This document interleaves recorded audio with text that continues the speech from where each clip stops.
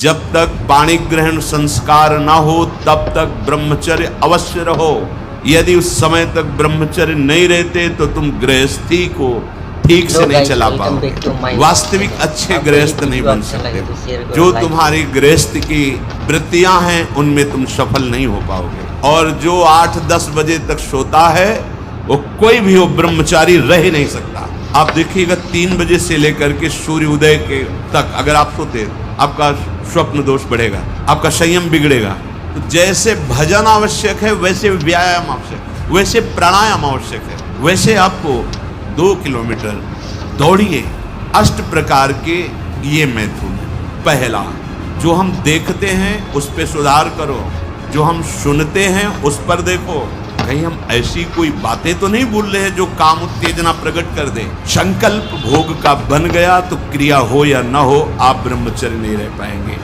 मनोवाह नाड़ी, जो ही आपका चिंतन विकारात्मक हुआ वो नाड़ी घसीटती पूरे शरीर से उस सप्तम धातु को, और वो घसीट लिया, आपने क्रिया की या नहीं की, आपका चिंतन बिगड़ा हो गया।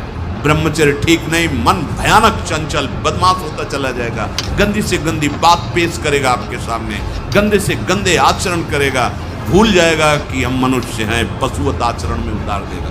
और हारिएगा नहीं। आपने यदि गलत संस्कार बना लिए तो हारिए मत। कुछ समय तक बिना चाहे वो अभ्यास आपको गिराएगा, लेकिन आप बिल्कुल नियम संयम में दृढ़ रहिए, धीरे धीरे शांत हो जाएगा।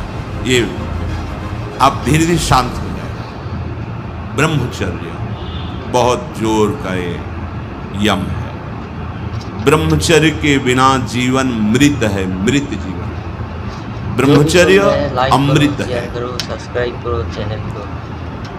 मन, वाणी, शरीर बड़ा भारी इनका साधना में योग है। 8 प्रकार के मैथुनों का सर्वथा त्यागी ही ब्रह्मचारी कहा जाता है। पूज्यपाद श्री उड़िया बाबा जी महाराज, मूर्तिमान ब्रह्म, ब्रह्मचर्य ही महान सामर्थ्य, परम पुरुषार्थ, भगवत प्राप्ति का प्रबल साधन है। परम सुख का, परम शांति का, परम स्मृति का, महान धृति का ये प्रधान साधन ब्रह्मचर्य है। जो इस साधन से हीन है वो मृत है। खुद देख ले, स्मृति काम नहीं, शरीर में विशेष रजोगुण का प्रभाव, भोग वासना से जलता हुआ हृदय, छल कपट, आगे चलकर शरीर पीड़ा से युक्त हो जाना, बुझा बुझा स्वभाव रहना, हृदय में एक विशेष चिंता, कल्पनात्मक भय, विषाद और पशुवत आचरण, ब्रह्मचर्यहीन जीवन।